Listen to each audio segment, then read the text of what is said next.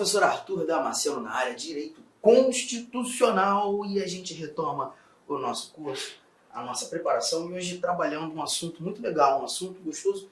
Para mim, um dos assuntos mais interessantes do texto constitucional, mais fáceis, né, de se estudar, que é a nacionalidade. Tá? Nesse nosso bate-papo, nós iremos conversar muito sobre a nacionalidade originária, aqueles indivíduos que passam a ser considerados brasileiros natos. Nós também falaremos sobre a nacionalidade derivada, como é que um estrangeiro se torna um brasileiro naturalizado, perda de nacionalidade. Nossa, tem bastante coisa para a gente trabalhar. E apenas 2 artigos do texto constitucional que nós iremos avaliar. Artigo 12 e artigo 13 da nossa Constituição. Está aqui o artigo 12, começando esse papo, nacionalidade. E o nosso Constituinte ele já começa a redação do 12 trabalhando aqueles que serão chamados, considerados de brasileiros natos. É o nosso inciso 1º do artigo 12 do texto constitucional. Antes de qualquer coisa, eu já vou pedir para que você coloque aí no seu caderno, ao lado desse nosso inciso 12, inciso 1º do artigo 12, melhor dizendo, que aqui nós iremos trabalhar a primeira espécie da nacionalidade brasileira, que é a chamada nacionalidade originária. Nacionalidade originária. Ela pode ser chamada de outras maneiras também, nacionalidade primária ou nacionalidade de primeiro grau. Nacionalidade de primeiro grau. O interessante é perceber que todas essas falas, todas essas terminologias, elas demonstram a mesma coisa. Né? Elas buscam dizer, tratar daquela primeira nacionalidade. A nacionalidade que vai independer de manifestação de vontade do indivíduo. Eu não preciso pedir para me tornar brasileiro nato. Na realidade, eu vou nascer atendendo critérios que me farão ser considerado brasileiro nato. Aqui a gente verifica que o momento de aferição da nacionalidade ela vai ser sempre o nascimento. E a nossa Constituição estabelece 2 critérios para tanto: nascer em solo brasileiro, nascer com sangue brasileiro. Nascendo em solo brasileiro, o indivíduo tem tudo para ser considerado brasileiro nato. Arthur, peraí, ele tem tudo para ser considerado brasileiro nato ou ele vai ser considerado brasileiro nato? Não, ele tem tudo para ser. Essa nossa linha A, ela já vai mostrar uma exceção. Um momento em que quando o indivíduo nasce em solo brasileiro, ele não é considerado brasileiro. Virando aqui o nosso slide, nós temos 2 linhas, a linha B e a linha C. Nós já iremos encontrar o critério de sangue, o critério sanguíneo, que a gente costuma chamar de ius sanguinis. Nesse momento, não me interessa onde o indivíduo nasceu. Ele pode muito bem nascer fora do Brasil e ainda assim ser considerado brasileiro nato. Da mesma forma, algumas particularidades devem ser examinadas, devem ser avaliadas quando analisando essas 2 linhas, a B e a C. Mas vamos por partes, vamos começar aqui trazendo a nossa linha A. Tá? São brasileiros natos. Letra A, os nascidos na República Federativa do Brasil, ainda que de pais estrangeiros, desde que estes não estejam a serviço de seu país. Bom, pera lá, vamos colocar aqui a primeira coisa, olhando para essa nossa linha A, analisar efetivamente onde nasceu o indivíduo. E a gente percebe os nascidos na República Federativa do Brasil. E quando analisando nascerem na República Federativa do Brasil, aqui nós já estamos visualizando o critério ius solis, ou critério territorial. Nasceram em solo brasileiro. Legal, porque quando a Constituição fala do critério ius solis, diz pra gente os nascidos na República Federativa do Brasil, ainda que os pais sejam estrangeiros. Num primeiro momento, nem me interessa a nacionalidade dos pais. Ainda que os pais sejam estrangeiros, esse indivíduo tem tudo para ser considerado um brasileiro nato. Arthur, mas tem desde que aí, né, uma condição, sim, olha aqui, ó, desde que estes não estejam a serviço de seu país. Eu gosto muito nessa parte final de separar os 2 pronomes que aqui são apresentados. Você tem um primeiro pronome, o pronome demonstrativo estes. Esse pronome é muito importante, desde que estes não estejam a serviço, segundo pronome, de seu país. Vamos lá. Primeira coisa é que esse pronome primeiro citado, o estes, ele está no plural. E isso tem uma relevância, tá? E eu vou levar em consideração aquilo que o texto constitucional nos apresenta, mas também falar algumas coisas que a doutrina acaba nos contando. Vamos imaginar o seguinte: você é um embaixador brasileiro, ou embaixadora brasileira, mas peço licença até para trazer um gênero único, tá? Você é embaixador brasileiro desculpa, embaixador norte-americano, vamos falar assim. Você é um embaixador norte-americano e foi designado pelos Estados Unidos para exercer seus serviços aqui no Brasil. Vem você, solteiro, para o Brasil, e aqui no Brasil, exercendo as suas tarefas, as suas funções, as suas atribuições, você conhece uma linda mulher brasileira, com ela uma linda relação de amor. Fruto dessa relação de amor, seu filho nasce em solo brasileiro. Bom, levando em consideração apenas os detalhes apresentados por mim nessa situação hipotética, queria saber de você se o teu filho pode ser considerado brasileiro nato. Não se esqueça que você é um estrangeiro a serviço de seu país. Mas certamente, se você prestou atenção em todos os detalhes que eu levantei aqui, você vai me dizer que sim, é possível sim, será considerado brasileiro nato pelo fato da mãe do seu filho ser uma brasileira. E aí eu levo em consideração aquele primeiro pronome. O primeiro pronome está no plural. Olha aqui, ó, os nascidos na República Federativa do Brasil, ainda que os pais sejam estrangeiros, desde que estes não estejam a serviço de seu país. E quando eu leio estes, eu estou falando do pai e da mãe. Estamos tratando dos dois.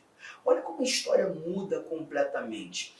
Perceba, vamos imaginar que você é o norte-americano a serviço dos Estados Unidos, foi designado para exercer as suas atribuições no Brasil e você vem casado com uma norte-americana. Os dois estão aqui quando o filho nasceu. Tá? O interessante é que nesse momento você está a serviço, a sua esposa não está a serviço, mas ela veio em decorrência do seu serviço. Os dois estrangeiros estão aqui em decorrência do serviço pai e mãe. Nessa linha de raciocínio, chegaremos à conclusão que por mais que vocês tenham 30 filhos, eu sei que isso não vai acontecer, mas os 30 filhos de vocês não serão considerados brasileiros natos. Pelo simples fato de encontrarmos pai estrangeiro, mãe estrangeira, os dois estrangeiros aqui no Brasil em decorrência de serviço. Você percebeu? Parte da doutrina, deixa eu te contar uma coisa, parte da doutrina não entende a exigência dos dois estarem a serviço ou dos dois estarem condicionados a serviço. Mas essa discussão é uma discussão doutrinária onde a gente ainda tem uma certa divergência. Então esse tipo de divergência certamente nós não teremos, não há questão de prova, até porque o STF, o próprio Supremo, não asseverou nada nesse sentido. Tá? Mas a ideia seria, para estes que assim entendem, é que se porventura você é um estrangeiro que veio a serviço e conhece uma estrangeira no Brasil, o filho de vocês não seria considerado brasileiro nato também. Mas eu prefiro me ater àquilo que a nossa Constituição estabelece. O pronome no plural nos remete à ideia dos dois estarem aqui condicionados ao serviço. Só que a gente tem mais um pronome ali, o seu. E quando eu trago esse segundo pronome, eu me lembro de uma questão que a gente teve há um tempo atrás, CESP, justamente sobre nacionalidade. Foi CESP que trouxe essa questão. Foi na última prova de consultor legislativo da Câmara dos Deputados. E a questão foi boa porque o CESP reuniu alguns elementos muito interessantes. Ele disse o seguinte naquela questão. Era uma mulher argentina e um homem canadense. Mas eu preciso que você guarde essas nacionalidades. Ela argentina, ele canadense. Ambos foram contratados pela República do Uruguai. Eita! E estavam no Brasil a serviço do Uruguai quando o filho nasceu. Mas vocês acreditam que o CESP afirmou que esse menino que nasceu no Brasil deveria ser considerado brasileiro nato? E aí, nessa questão, se porventura pintasse algo do gênero na tua prova, você marcaria certo ou marcaria errado? Esse filho seria considerado brasileiro nato? E a resposta que eu tenho para te dar é sim.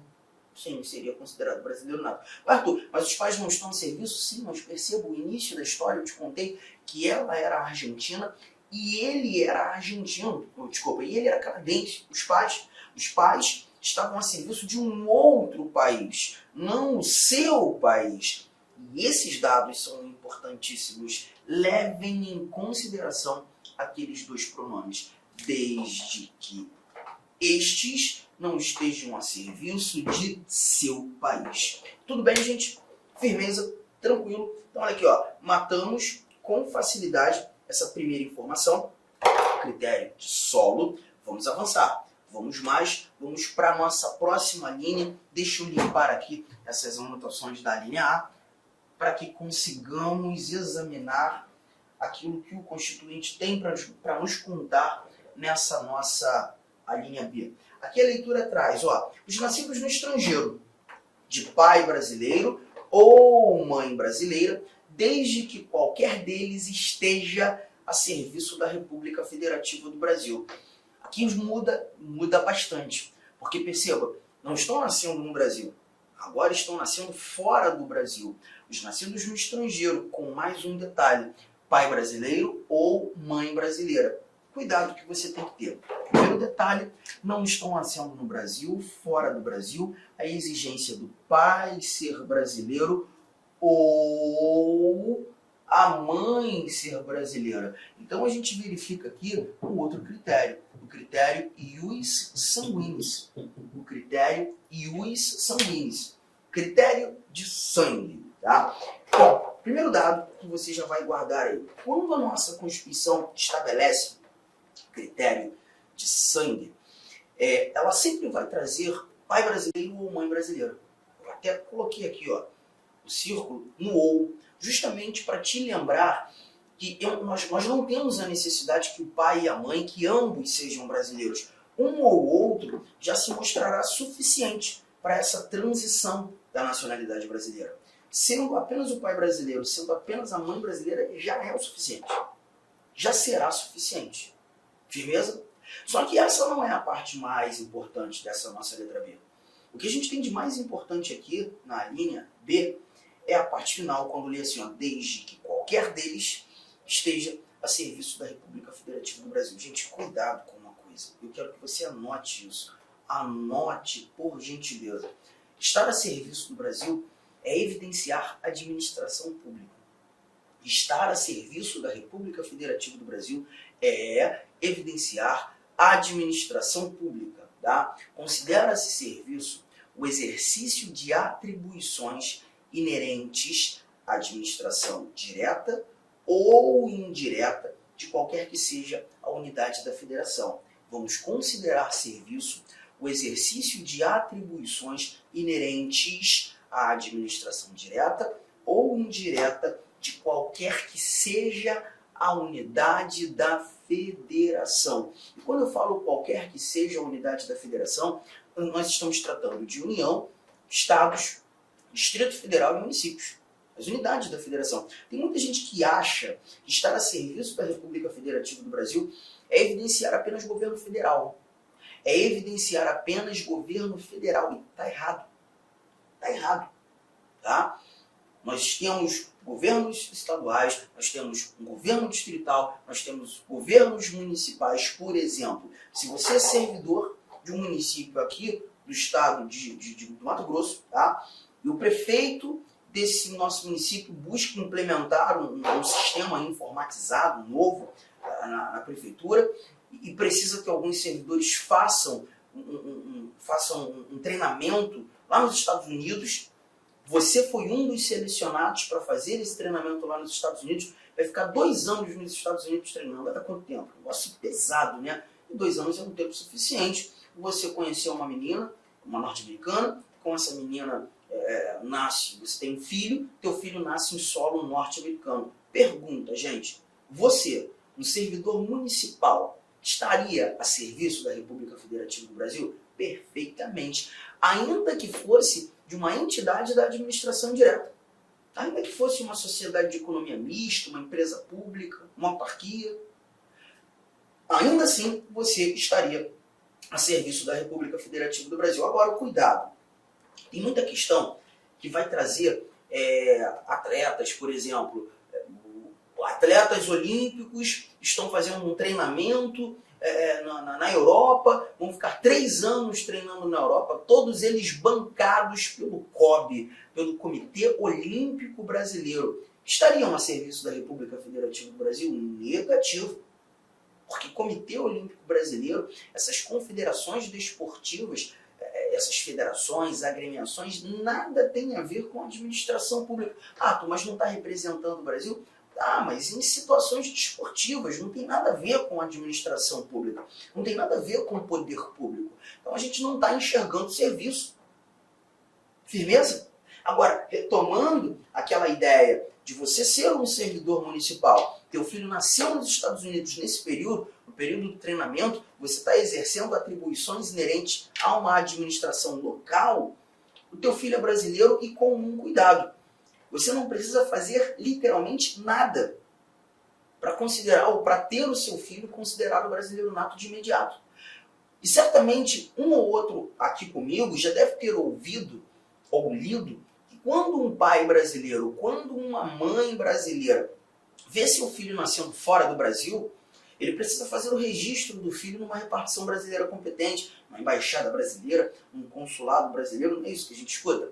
Pois é, mas nessa situação, nessa circunstância, você não precisa. Gente, guarda uma coisa, olha para mim, presta atenção. Bastará ter lido na questão, bastará ter lido no enunciado daquela questão que o pai brasileiro, que a mãe brasileira estavam a serviço da República Federativa do Brasil para que o filho seja considerado brasileiro nato de imediato. Ponto. Independentemente de onde venha a ser registrado. Seja numa repartição brasileira, seja numa repartição estrangeira. Está a serviço da República Federativa do Brasil, é brasileiro nato. Tamo junto. Então aqui, ó, a linha B nos mostrou essa recomendação. Os nascidos no estrangeiro, teu filho nasceu nos Estados Unidos, pai brasileiro ou mãe brasileira, a mãe não é brasileira, mas você é, bastou, suficiente. Desde que qualquer deles, você, esteja a serviço da República Federativa do Brasil. Ponto final. Gente, fácil.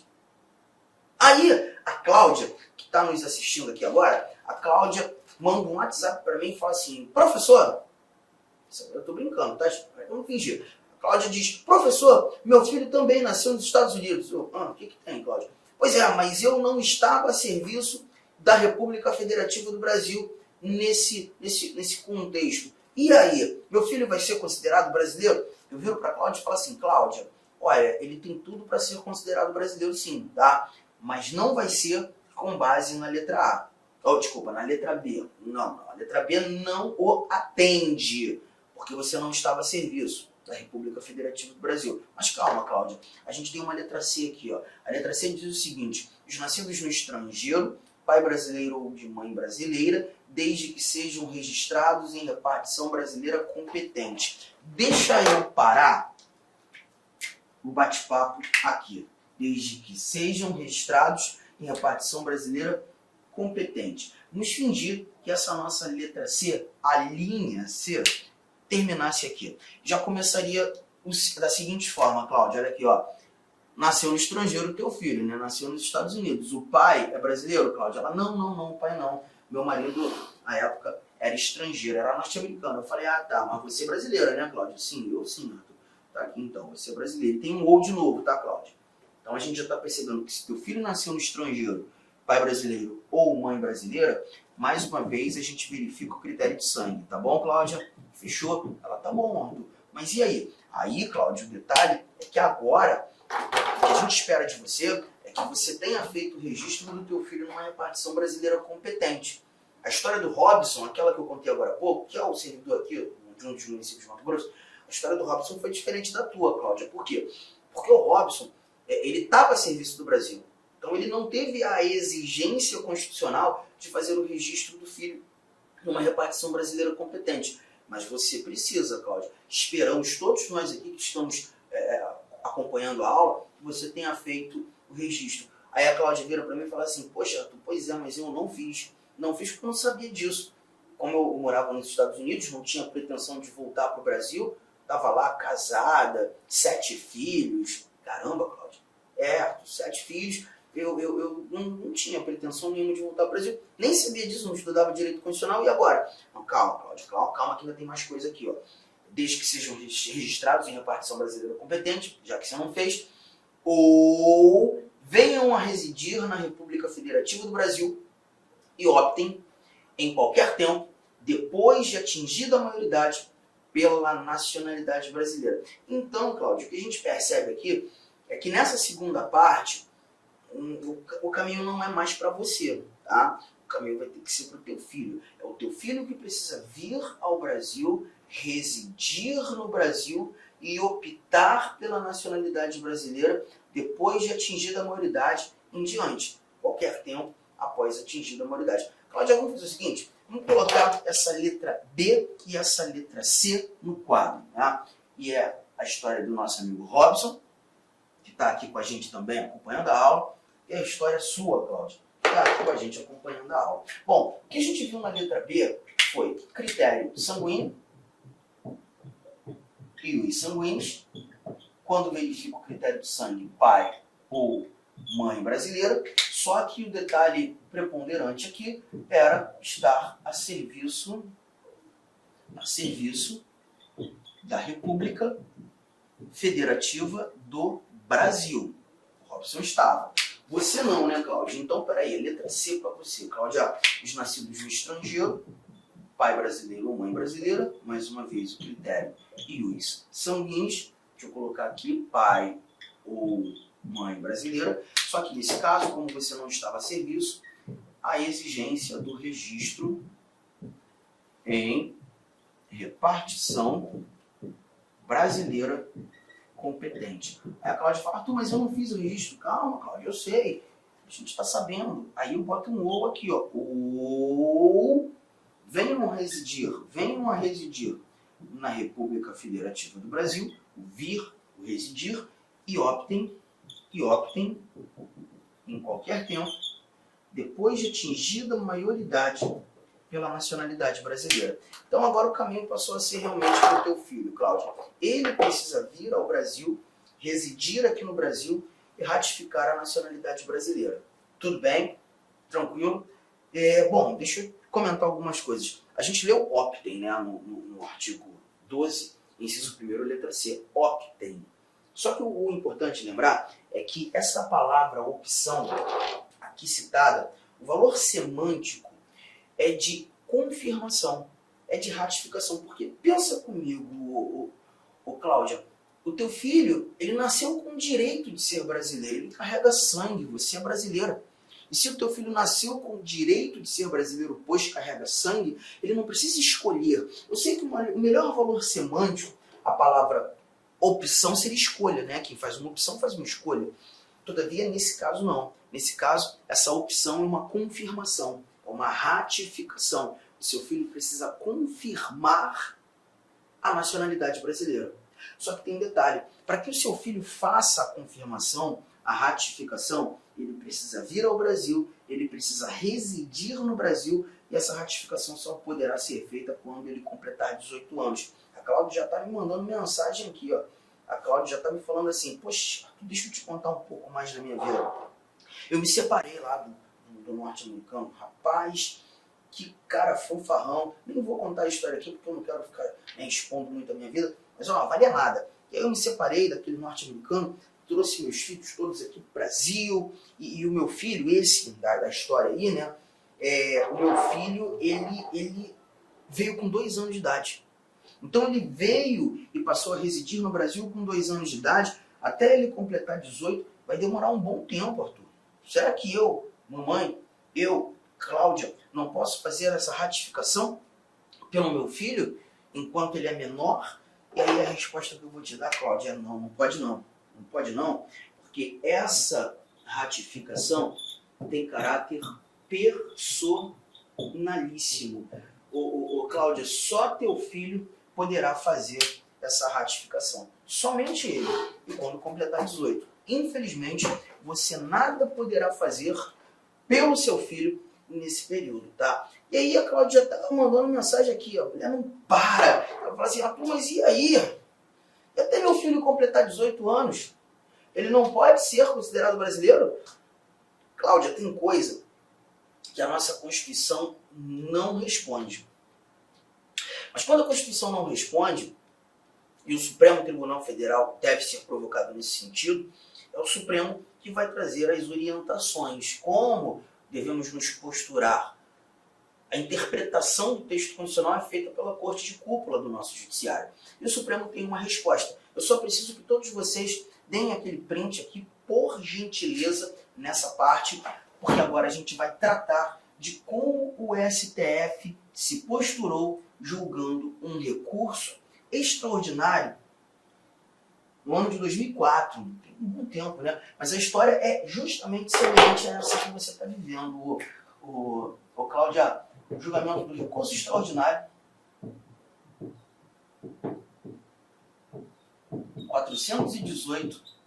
418-096-2004, Supremo Tribunal Federal. Aqui o STF trouxe para a gente a chamada nacionalidade originária provisória,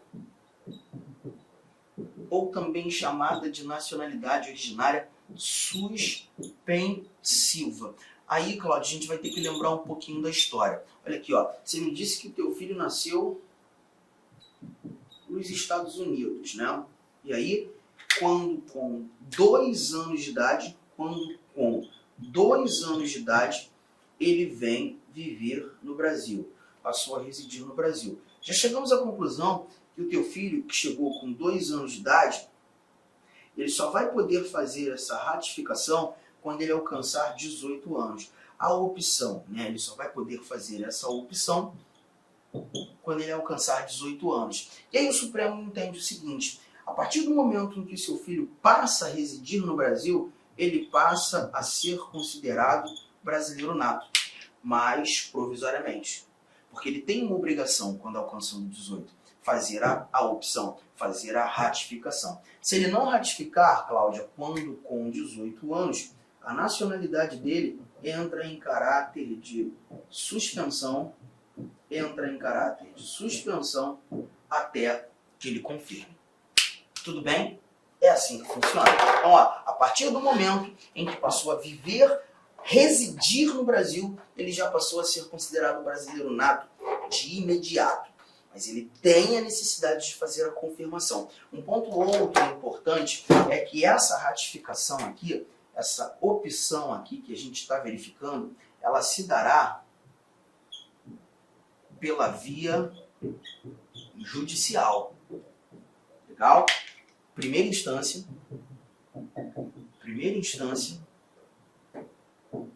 da Justiça Federal. Isso aqui você vai encontrar, Cláudia, lá no artigo 109, inciso 10 da Constituição. Depois você vai dar um confere lá, tá? Mas aqui eu só quero lembrá-los que é um processo judicial. Cláudia, você precisa de um advogado, obviamente, para homologar a nacionalidade do seu filho, tá? E aí a gente conclui da seguinte maneira: Arthur, qual é a diferença de considerar o meu filho brasileiro nato ou não enquanto ele é menor de idade? Sei lá, será que interfere em alguma coisa? Ele teria algum eventual prejuízo? Cláudio, eu vou te responder a título de prova, olhando para o nosso conteúdo programático de direito constitucional, tá? É lembrar que no Brasil, por exemplo, o alistamento eleitoral, né, ser cidadão, estar no gozo dos direitos políticos, o exercício do voto, ele é facultativo aos maiores de 16 anos. Então significa que o teu filho com 16 anos, ele poderia, sendo considerado brasileiro, tirar o título de eleitor. Lembra de uma coisa: estrangeiros não votam no Brasil. Estrangeiros são inalistáveis. E se o teu filho não fosse considerado brasileiro nato, se ele não fosse considerado brasileiro nato, com 16 anos de idade, ele não poderia tirar o título de eleitor. Nesse contexto, ele já é brasileiro, ainda que provisoriamente. Ele pode tirar o título de eleitor, ele já pode ser considerado um cidadão. Ele já tem cidadania. Só que o detalhe é o seguinte, presta atenção, gente.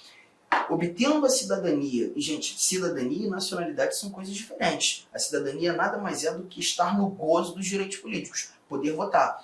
Se o teu filho conquistou a cidadania com 16 anos, pois brasileiro nato, ainda que provisoriamente, essa cidadania não o descondiciona da opção. Ainda que ele já seja cidadão, ainda que ele já tenha o título de eleitor, ele tem a necessidade de fazer a opção. Tamo junto? E aí perceba, se ele não optar quando com 18 anos, a nacionalidade dele entra em caráter de suspensão, a nacionalidade brasileira entra em caráter de suspensão, consequentemente, os direitos políticos também serão suspensos, até que ele confirme.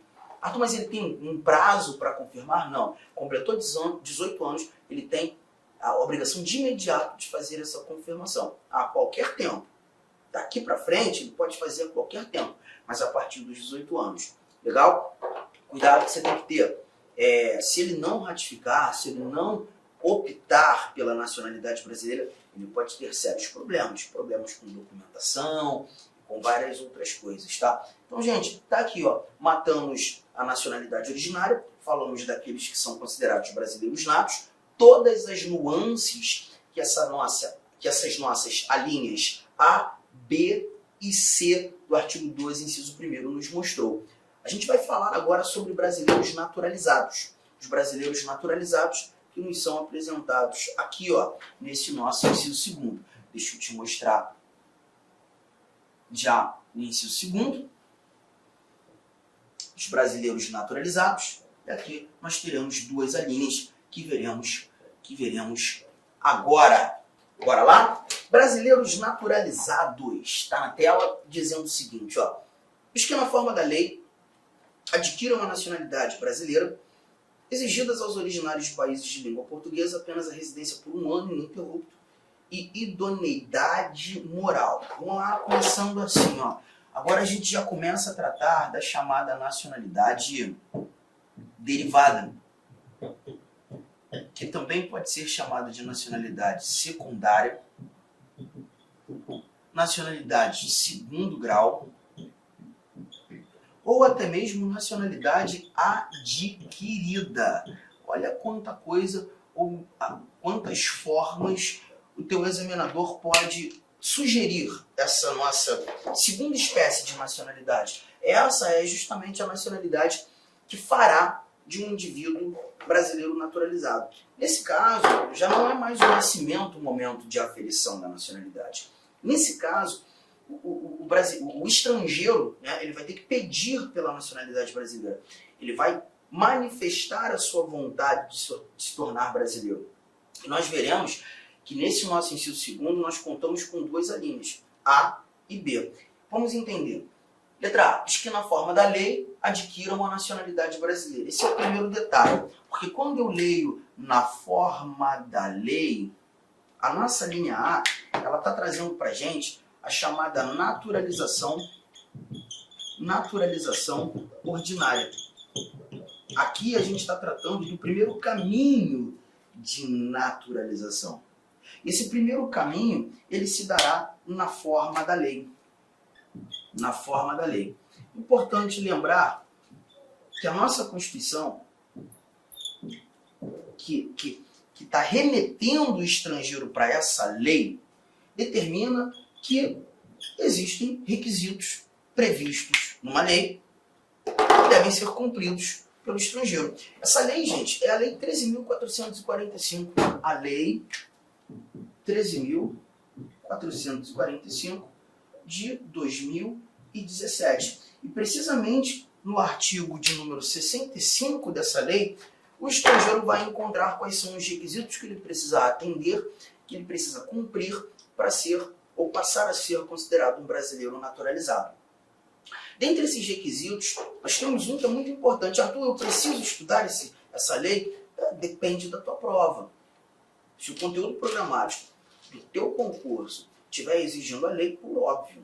Mas, se porventura não há a citação dessa lei no conteúdo programático, você não precisa se preocupar. Mas eu vou te contar uma coisa. Nessa lei, nesse artigo 65, dentre as várias regras e requisitos que devem ser cumpridos pelo estrangeiro, a gente tem um prazo de tempo.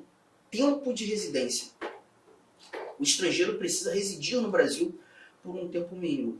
E vocês têm ideia de quanto tempo Olá, É meus isso, Chico. amigos! Inicialmente eu peço desculpa, pois interrompi os seus estudos, mas essa videoaula do YouTube é uma videoaula demonstrativa para você conhecer os nossos professores e a qualidade dos nossos serviços prestados. Eu sou o professor Lac, especialista em concurso público, concurseiro profissional, que somente em 2022, perdão, eu já fui aprovado em 9 concursos públicos. É isso mesmo, estou aqui para te ajudar. Olha, se você fizer um investimento mínimo, 10 parcelinhas de R$ 30, exatamente isso, só isso, você vai ter acesso ao nosso curso completaço focado para o concurso da nossa gloriosa Polícia Militar do Estado de São Paulo. E eu tenho certeza absoluta que este curso você vai conseguir adquirir o conhecimento necessário para fazer uma excelente prova. Então espero vocês aqui na Lá Concursos. Fique com Deus, um forte abraço. Tchau, tchau.